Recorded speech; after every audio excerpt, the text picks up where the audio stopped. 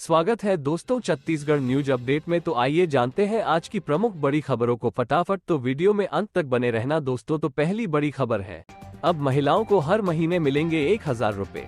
CM Sai बोले महतारी वंदन योजना के लिए रहेगा बजट, किसानों को मिलेगा एक मुश्त पैसा।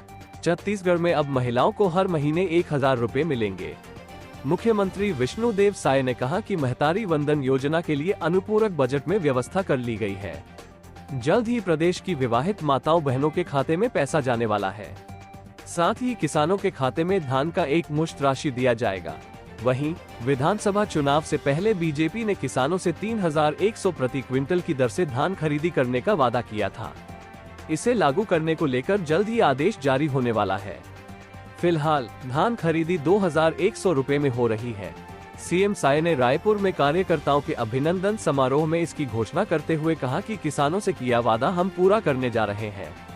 किसानों से प्रति एकड़ 21 क्विंटल धान लिया जा रहा है। सरकार 3100 रुपए प्रति क्विंटल धान की कीमत देने वाली है। अभी एमएसपी खाते में जा रही है, लेकिन अंतर की राशि 900-950 रुपए एक मुश्त हमारी सरकार किसानों को देने वाली है। तो थोड़ा किसानों को धैर्य रखना है। निश्चित रूप से एक मुश्त उनको यह अंतर की राशि हम देंगे। मुख्यमंत्री विष्णुदेव ने मंच से कहा कि बीजेपी का वादा पूरा होगा।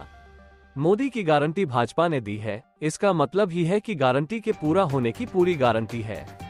चाहे वो उज्ज्वला गैस के कनेक्शनधारी हैं, उन्हें 500 में गैस सिलेंडर देंगे।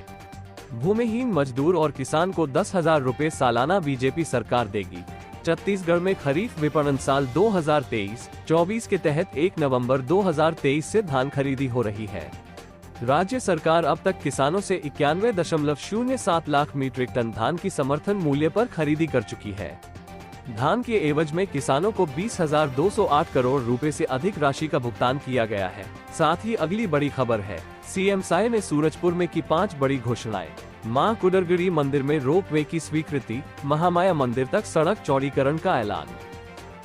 सूरजपुर जिले के जमदेई में आयोजित अखिल भारतीय बिजिया समाज के महासम्मेलन में बतौर मुख्य अतिथि पहुंचे मुख्यमंत्री विष्णुदेव साय ने सूरजपुर जिले को करोड़ों की सौगात दी। मुख्यमंत्री ने कुडरगढ़ मंदिर तक रोपवे के लिए स्वीकृति देने सहित कई घोषणाएं की। मुख्यमंत्री ने 30 करोड़ रुपए के निर्माण कार्यों का लोकार्पण किया। बिंजिया समाज के अतिरिक्त दर्जन भर जनजाति समुदाय के लोगों ने मुख्यमंत्री का स्वागत परंपरागत तरीकों से किया। मुख्यमंत्री ने कार्यक्रम में कहा कि हमने शपथ के बाद पहला कार्य किसानों के हित में किया। मोदी की गारंटी के तहत किसानों के धान को 3100 रुपए प्रति क्विंटल की दर से खरीद रहे हैं। 12 लाख किसानों को बकाया बोनस राशि भी उनके खाते में डाली गई। शिक्षा, स्वास्थ्य, रोजगार और छत्तीसगढ़ की संस्कृति शासन की प्राथमिकता है। मुख्यमंत्री विष्णुदेव साय ने कहा कि वे जब केंद्र में राज्य मंत्री थे, तब लगातार बिंजिया समाज सहित 12 जातियों को अनुसूचित जनजाति वर्ग में शामिल करने के लिए लगातार प्रयासरत थे। उन्होंने बताया कि लोकसभा व राज्यसभा में इस वर्ग की पीड़ा व समस्या को संसद में उठाया, तब जाकर आज बिंजिया समाज सहित 12 जनजातियों को विकास की मुख्यधारा में शामिल होने का अवसर मिला। साथ ही अगली बड़ी खबर है, राजीव गांधी न्याय योजना की चौथी किस्त देगी सरकार। मुंगेली में अरुण साव का ऐलान। डिप्टी सीएम बोले किसानों को मिलेगा उनका हक। मुंगेली जिले के जरहागांव में आयोजित राज्य स्तरीय कबड्डी प्रतियोगिता का समापन समारोह हुआ है। इस समारोह कार्यक्रम में मुख्य अतिथि के तौर पर प्रदेश के उप मुख्यमंत्री अरुण साव शामिल हुए। इस दौरान उन्होंने अपनी पार्टी बीजेपी और किसानों को लेकर बातचीत की। प्रदेश के उप मुख्यमंत्री अरुण साव ने कहा कि प्रदेश की भारतीय जनता पार्टी की सरकार किसानों के हितैषी है। पत्रकारों के एक सवाल के जवाब में उन्होंने कहा, राजीव गांधी न्याय योजना धान खरीदी की चौथी किस्त की राशि पिछले कांग्रेस सरकार ने किसानों को नहीं दी थी। किसानों को वह राशि हमारी बीजेपी की सरकार देगी। अरुण साव ने कहा कि बात अगर किसानों के हितों की है तो सरकार बदल जाने से किसानों के अधिकार समाप्त नहीं हो जाते। भारतीय जनता पार्टी की सरकार किसानों के हितों की चिंता करने वाली सरकार है। हम किसानों के अधिकार के सारी चीजें देने के लिए तैयार हैं, जो मोदी की गारंटी के तहत घोषणा किया गया था। बता दें, इस दौरान डिप्टी सीएम अरुण साव के गृह जिले व स्थानीय निवास में प्रथम आगमन को लेकर भाजपा कार्यकर्ताओं में भारी उत्साह देखा गया। उप मुख्यमंत्री अरुण साव का जगह जगह मंच बनाकर कार्यकर्ताओं ने ढोल ताशे और आतिशबाजी के साथ स्वागत किया। इसी के साथ ही अगली बड़ी खबर है, नाबालिग से दुष्कर्म। नाबालिग आरोपी को पुलिस ने भेजा संप्रेषण गृह, तखतपुर। नाबालिग से अनाचार मामले में तखतपुर पुलिस ने एक आरोपी को गिरफ्तार किया है। इस मामले में आरोपी भी नाबालिग है। ये घटना तखतपुर थाना क्षेत्र की है। एक नाबालिग लड़की की मां की रिपोर्ट पर पुलिस ने कार्रवाई करते हुए नाबालिग को गिरफ्तार कर संप्रेषण गृह भेजा। लड़की की मां ने रिपोर्ट दर्ज कराते हुए बताया कि उनके पहचान के एक लड़के ने उनकी बेटी को बहला फुसलाकर पहले तो उसकी अपने साथ गंदी फोटो खींच लिया। उसके बाद फोटो वायरल करने की धमकी देकर लगातार अनाचार करता रहा। लड़की की तबीयत खराब होने पर उसने इस बात की जानकारी अपनी मां को दी। इसके बाद थाने पहुंचकर मामला दर्ज कराया। डीएसपी प्रशिक्षु तखतपुर थाना प्रभारी गौरव सिंह ने बताया, पुलिस ने मामले की गंभीरता को देखते हुए आरोपी को तत्काल अभिरक्षा में लिया तो पाया कि आरोपी खुद भी नाबालिग है। फिलहाल पुलिस ने आरोपी नाबालिग को गिरफ्तार कर संप्रेषण गृह भेज दिया है। साथ ही अगली बड़ी खबर है, गरियाबंद में नक्सली कैंप ध्वस्त। सुरक्षा बल के जवानों ने चलाया संयुक्त ऑपरेशन, ओडिशा की ओर भाग निकले नक्सली, बड़ी मात्रा में सामान बरामद। गरियाबंद मटाल पहाड़ी पर डेरा जमाए नक्सलियों के कैंप को सुरक्षा बल के जवानों ने ध्वस्त कर दिया है। बता दें कि कैंप की सूचना पर ई-65, डीआरजी व सीआरपीएफ की टीम ने संयुक्त ऑपरेशन चलाया था। इस दौरान कैंप पर हमला से पहले डेरा छोड़ नक्सली भाग निकले। गरियाबंद एसपी अमित तुकाराम काम्बले को मिली तकनीकी जानकारी के आधार पर आज भालूडीगी के नजदीक मटाल के पास नक्सली कैंप को ध्वस्त करने में जिला पुलिस को बड़ी सफलता मिली है। सीआरपीएफ कमांडेंट वीके सिंह के नेतृत्व में जिला पुलिस बल की 30, सीआरपीएफ 65 बटालियन साथ मिलकर संयुक्त ऑपरेशन चलाया। कुल्हाड़ी घाट कैंप से 15 किलोमीटर ऊपर पहाड़ों की खड़ी चढ़ाई कर जवान सीधी मुकाबला के लिए पहुंच गए।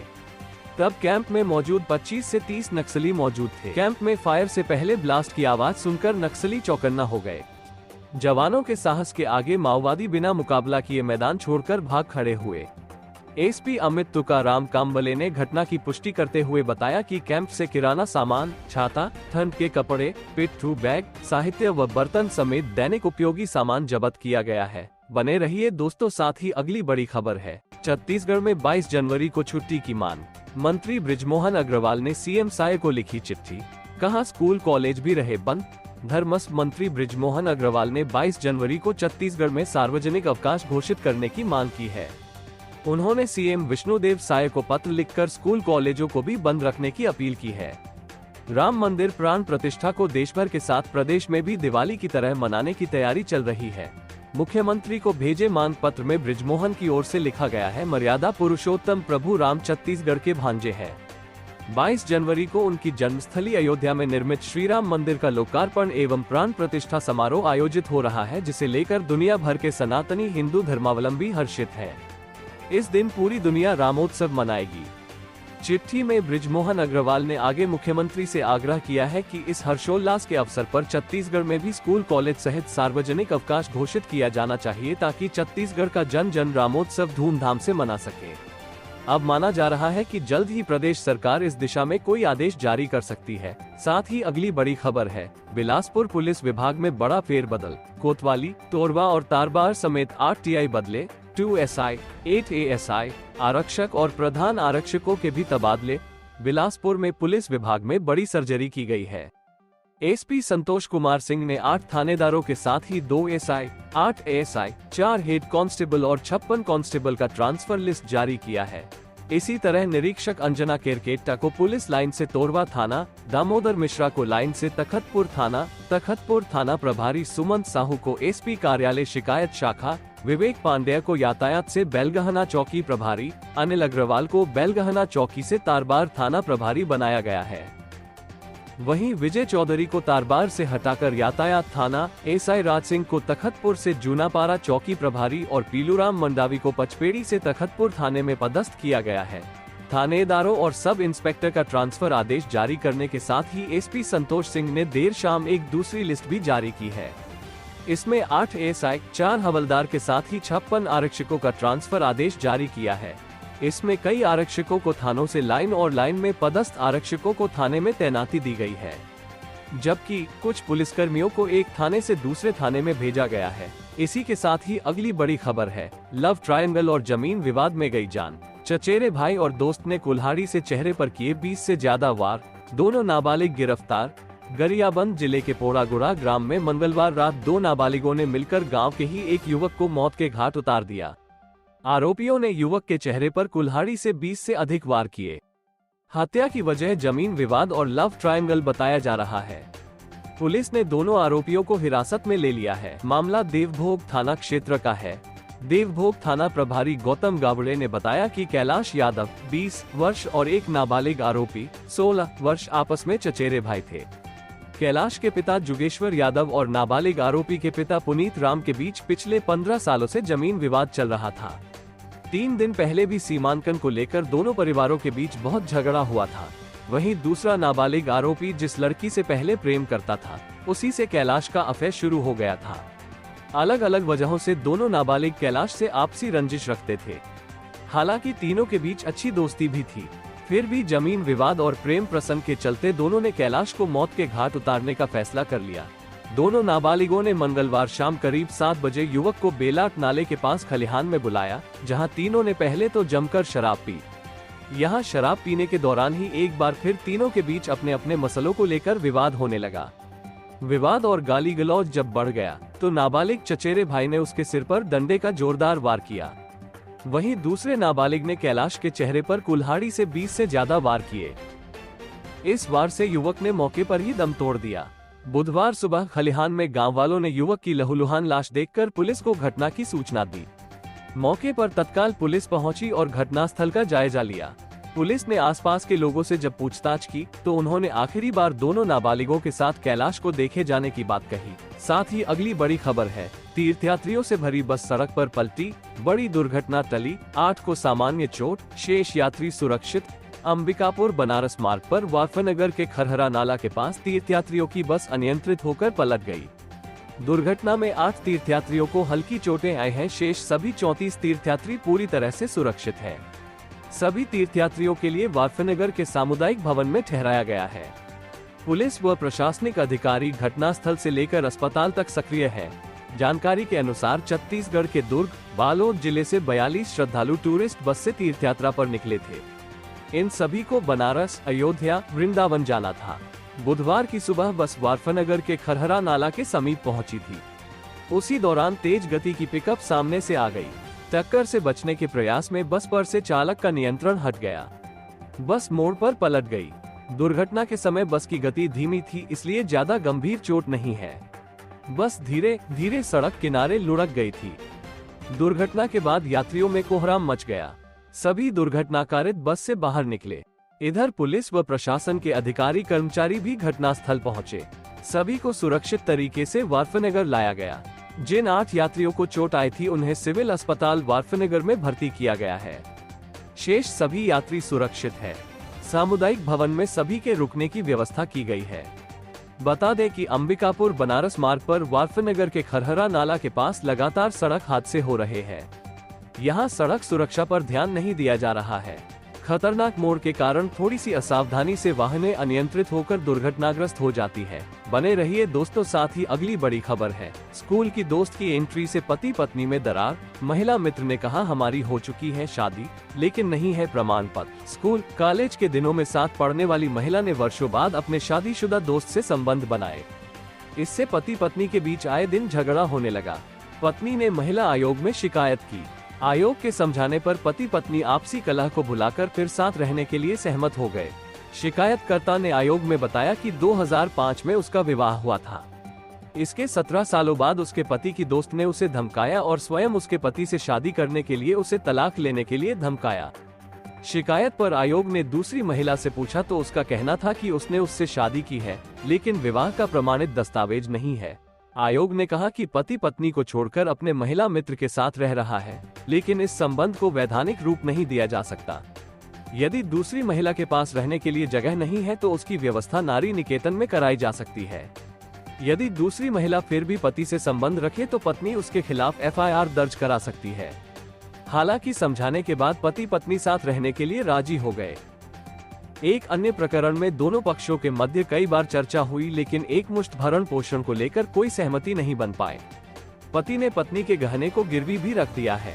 इस मामले में आयोग ने काउंसलर नियुक्त किया। दोनों पक्षों के मध्य 4 माह के भीतर गहनों की वापसी करने पर सहमति बनी। सुनवाई में छत्तीसगढ़ राज्य महिला आयोग की अध्यक्ष डॉक्टर किरणमयी नायक एवं सदस्यगण डॉक्टर अर्चना उपाध्याय और बालो बघेल ने महिला उत्पीड़न से संबंधित प्रकरणों पर सुनवाई की। साथ ही अगली बड़ी खबर है, जाम छलका रहे गुरुजी, स्कूल के अंदर प्रभारी प्राचार्य ने किया चकना और दारू का इंतजाम। वीडियो वायरल, मोहल्ला मानपुर। शिक्षा के मंदिर में गुरुजी के जाम छलकाने का वीडियो सामने आया है। वीडियो में देखा जा सकता है कि प्रभारी प्राचार्य कुछ लोगों के साथ शराब पार्टी कर रहे हैं। ग्रामीणों का कहना है कि प्रभारी प्राचार्य स्कूल परिसर के अंदर ही बैठकर पैगे लगा रहे थे। जानकारी के अनुसार शराब पार्टी करने का वीडियो अवधि हायर सेकेंडरी स्कूल के प्रभारी प्राचार्य का है। ग्रामीणों ने मामले की शिकायत कलेक्टर जनदर्शन में की है। कलेक्टर ने मामले में संज्ञान लेते हुए जाँच के निर्देश दिए हैं, जिसके लिए 3 सदस्यीय जांच कमेटी गठित की गई है। साथ ही अगली बड़ी खबर है, छत्तीसगढ़ में लुटेरी लड़कियों का आतंक। मकान मालकिन को बनाया बंधक, फिर लूटकर ले गए 7 लाख की ज्वेलरी, नौकरानी और 2 सहेलियों ने घटना को दिया अंजाम। रायगढ़ जिले में लुटेरी लड़कियों ने एक मकान मालकिन को बंधक बनाकर लाखों की लूटपाट की है। इसकी शिकायत के बाद पुलिस ने 3 लुटेरियों को गिरफ्तार कर लिया है। मामला चक्रधर थाना क्षेत्र का है। मिली जानकारी के अनुसार जिले के सूर्य विहार में गेट के करीब एक मकान में 3 लड़कियों ने डकैती को अंजाम दिया है। मकान मालकिन शालिनी अग्रवाल ने बताया कि उनके घर में काम करने वाली बाई और उसकी सहेलियों ने इस घटना को अंजाम दिया है। शालिनी ने बताया कि वो नहाने के लिए गई थी। जैसे ही वो बाथरूम से निकली तो काम वाली बाई और उसकी 2 सहेलियों ने उस पर हमला कर दिया। इससे वो बेहोश हो गई। फिर उन्हें बंधक बनाकर तीनों ने करीब 50,000 रुपये कैश और करीब 6-7 लाख रुपए की ज्वेलरी लेकर फरार हो गए। इस मामले में शिकायत के बाद चक्रधर नगर पुलिस और साइबर सेल की टीम तीनों लुटेरियों की तलाश में जुट गई। इस दौरान स्टेशन चौक स्थित शिवम होटल के पास से तीनों लड़कियों को हिरासत में लिया गया। अब चक्रधर नगर पुलिस और साइबर सेल की टीम तीनों से पूछताछ कर रही है। आरोपियों के पास से लूट की रकम और गहने भी जब्त कर लिया गया है।